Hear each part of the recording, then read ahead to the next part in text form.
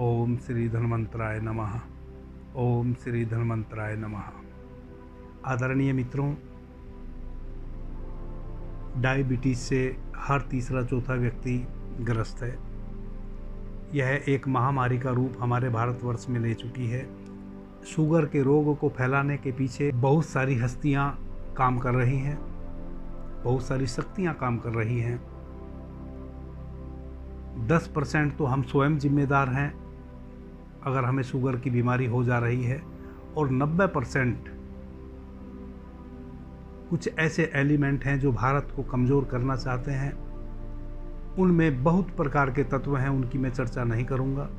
Sugar, diabetes एक ऐसा रोग है जो हमारे भारतवर्ष में ज़बरदस्ती थोपा जा रहा है। जब हम कहते हैं कि हमारे गलत खान पान के कारण हम डायबिटीज़ से ग्रस्त हो रहे हैं, तेल, दूध, घी इत्यादि जितने भी खाद्य पदार्थ हैं सभी विषाक्त हैं, इस कारण से हम डायबिटीज़ से ग्रस्त हो रहे हैं, तो इसका मतलब है कि इन सब फूड्स के पीछे अंतर्राष्ट्रीय गिरोह काम करते हैं। वह पहले आपको बीमार बनाते हैं, फिर उस बीमारी की औषधियाँ आपको बेचते हैं। इस प्रकार से वह आपका तेल निकालते हैं और यह निरंतर चल रहा है, और इस पे न सरकार कुछ कर सकती है, न समाज कुछ कर सकता है। यह एक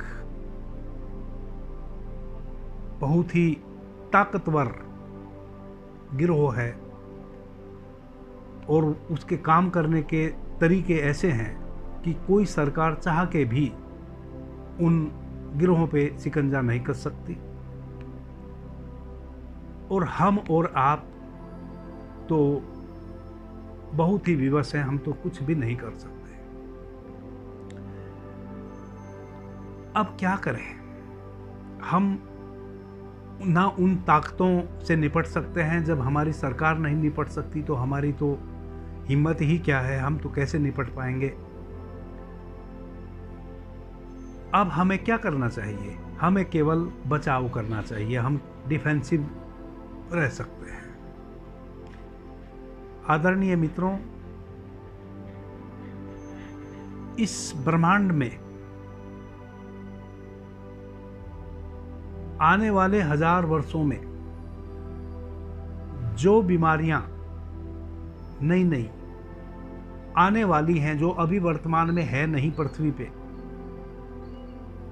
कोई 1000, 2000, 4000 साल वर्ष पश्चात, या अभी हम 2024 में जी रहे हैं, 2025 में कोई बीमारी आने वाली है, या 2000 साल बाद कोई बीमारी आने वाली है, और किसी भी रूप में कोई बीमारी आती है, इस ब्रह्मांड में उसकी औषधि भी पहले से ही उत्पन्न है। चूंकि बीमारी हो या स्वास्थ्य हो, कुछ भी, यह 5 तत्वों से निर्मित शरीर और 5 तत्वों से निर्मित ब्रह्मांड, बीमारी भी किसी तत्व से निर्मित होती है और औषधि भी किन्हीं तत्व से निर्मित होती है। तत्वों के बाहर कुछ भी नहीं है। 5 एलिमेंट्स हैं, 5 तत्व हैं, पृथ्वी, जल, अग्नि, वायु और आकाश। उन्हीं 5 तत्वों से कोई बीमारी निर्मित होके हम पे आक्रमण करती है, और उन्हीं 5 तत्वों से हमारा शरीर निर्मित है, उन्हीं 5 तत्वों से औषधि भी निर्मित है। इसलिए कहता हूं कि 10,000 वर्ष बाद भी कोई नई बीमारी अगर उत्पन्न होएगी तो उसकी औषधि भी इस ब्रह्मांड में, इस पृथ्वी पे है। तो कोई कितना भी प्रयास कर ले,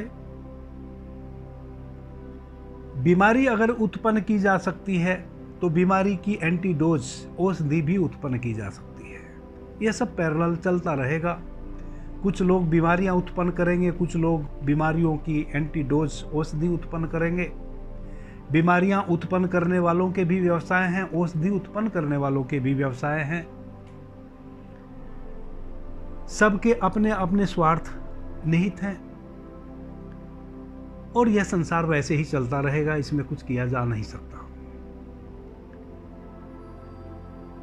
शुगर एक महामारी बन चुकी है हमारे भारतवर्ष में। तो हर दूसरा तीसरा व्यक्ति शुगर से ग्रस्त है, स्त्री हो या पुरुष हो। अब तो 30 साल 35 साल के जो युवक हैं उनकी भी रक्त शर्करा बढ़ी हुई आने लगी है। अब अधिक मैं उनके कारणों पे चर्चा नहीं करूंगा, औषधि पे चर्चा करूंगा, कैसे हम शुगर की बीमारी से निजात पाए। 40 औषधियां मैंने खोजी हैं, आज मैं एक औषधि पे चर्चा करूंगा और 40 की 40 औषधियां ऐसी हैं, मैं 40 वीडियो शुगर पे बनाने वाला हूं आज से निरंतर लगातार। जिनको जो औषधि रुचे वह उसका प्रयोग कर लेगा। वह सारी 40 की 40 औषधियां जो मैं चर्चा करने वाला हूं अलग अलग वीडियो के माध्यम से, वह सभी अपने आप में एक एक औषधि शुगर की बीमारी को नष्ट करने में सक्षम है। तो आज हम एक ऐसी औषधि की चर्चा करेंगे जिससे आप सभी परिचित हैं। आप सभी ने उस औषधि को किसी न किसी रूप में सेवन किया है। वह औषधि है भिंडी की सब्जी, जिसको हम लेडीज फिंगर कहते हैं। भिंडी, जब हम भिंडी को तरकारी रूप में सेवन करते हैं तो हम कच्ची कच्ची भिंडी लाते हैं जो हाथ से पकड़ने से टूट जाती है। अब हमें भिंडी को औषधि के लिए लाना है। हम बाजार जाएं, ऐसी भिंडी बाजार से खरीद के लाएं जो अध कच्ची हों, यानी कि ना तो वो बिल्कुल पक गई हों और ना वह कच्ची हों, तोड़ने से टूटे नहीं,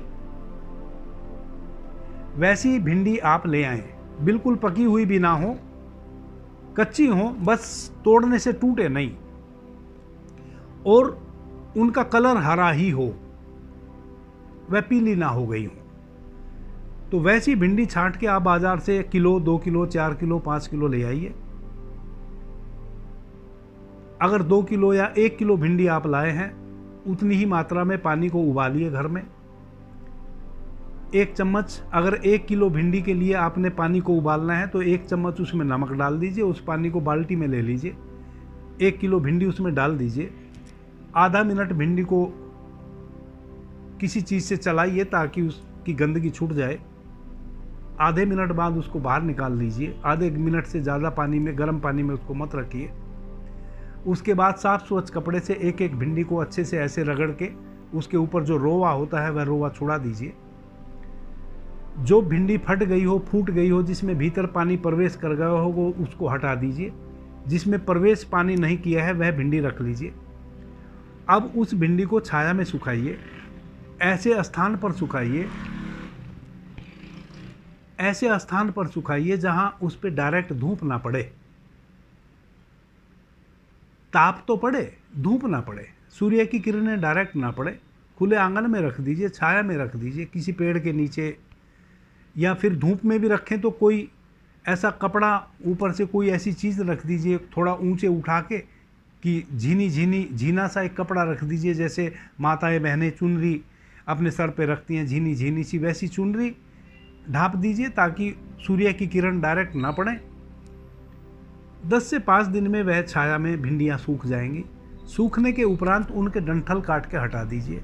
बारीक डस्ट बनाइए खल से, यानी कि इमाम जस्ता जिसको खल मूसल बोलते हैं, खल मूसल से उसको खोट के सूक्ष्म डस्ट बना लीजिए। मिक्सी में उसको नहीं पीसना है, क्योंकि मिक्सी में जब आप उसको पीसेंगे तो वह चूर्ण गर्म हो जाएगा।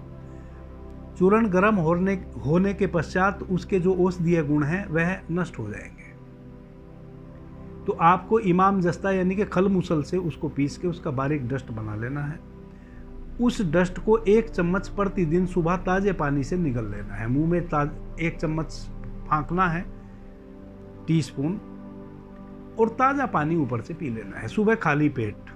सबसे पहले आप वही लेंगे। चाय इत्यादि आप आधा घंटा कुछ भी नहीं लेंगे। अगर आप कब्ज के शिकार हैं, पेट आपका साफ नहीं हो रहा है, गैस बन रही है, कॉन्स्टिपेशन रहता है, तब आपको यह औषधि काम नहीं करेगी। पहले आप अपने कब्ज को दूर कीजिए। मैंने भी कई औषधियाँ इस चैनल पर कब्ज दूर करने से संबंधित बनाई हैं। जैसे आप पंचस्कार चूर्ण ले सकते हैं, त्रिफला चूर्ण रात्रि में आप ले सकते हैं। आप कैस्टर ऑयल, एरंड का तेल 20 ml हर दूसरे तीसरे दिन 1 गिलास गर्म पानी या 1 गिलास दूध में रात्रि में सोने के समय ले सकते हैं। आपका पेट साफ रहेगा। तो कॉन्स्टिपेशन नहीं होने दीजिए। अगर कॉन्स्टिपेशन है तो दवाई काम नहीं करेगी।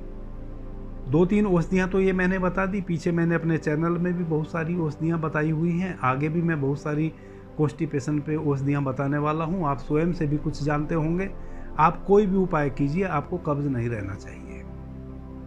कब्ज नहीं रहे, पेट बिल्कुल साफ होता रहे, गैस ना बने। सुबह खाली पेट 1 चम्मच भिंडी का यह चूर्ण खाइए। 10 दिन में कितना भी शुगर, कितना भी पुराना है और किसी भी लेवल पे आपको शुगर बढ़ जाता है, वह कंट्रोल हो जाएगा। 90 दिन यानी कि 3 माह आप निरंतर बिना नागा के सेवन कीजिए। कॉन्स्टिपेशन नहीं होने दीजिए। 90 दिन में कितनी भी पुरानी डायबिटीज़ से आप ग्रस्त हैं और कितने भी ऊंचे लेवल की है, यानी कि कितनी भी हाई शुगर लेवल आपका पहुंच जाता है, 3 माह में आप बिना औषधि के स्वस्थ रहने लगेंगे। आप पूर्णतः स्वस्थ हो जाएंगे। वह कारण फिर अगर आपको बन गए जो पहले शुगर होने के बने थे तो फिर हो सकती है। क्योंकि जब बुखार मुझे आज आ सकता है, आज मैं स्वस्थ हूँ और बुखार से ग्रस्त हो गया कल, और फिर परसों मैं बुखार से ठीक हो गया, अगले साल फिर मुझे बुखार आ सकता है। यह बुखार से बचने के नियम मुझे जानने पड़ेंगे। बुखार किन कारणों से आता है, उन कारणों को जानना पड़ेगा, तो ही मैं फिर सदैव स्वस्थ रह सकता हूँ। अभी आप 3 महीने में बिल्कुल शुगर आपका निर्मूल हो जाएगा। अगले 6 महीने आपको शुगर वापस नहीं आएगा। 6 महीने पश्चात फिर आ सकता है, अगर आप उन कारणों को दूर ना किए जिन कारणों से शुगर हो जाता है। पहले मैं 40 वीडियो बनाऊंगा अलग अलग औषधि, जैसे आज मैंने भिंडी की औषधि बताई, वैसे और भी औषधियाँ बताऊंगा। जिनको जो रुचे वह उसका सेवन कर लेगा। उसके बाद मैं कारण बताऊंगा।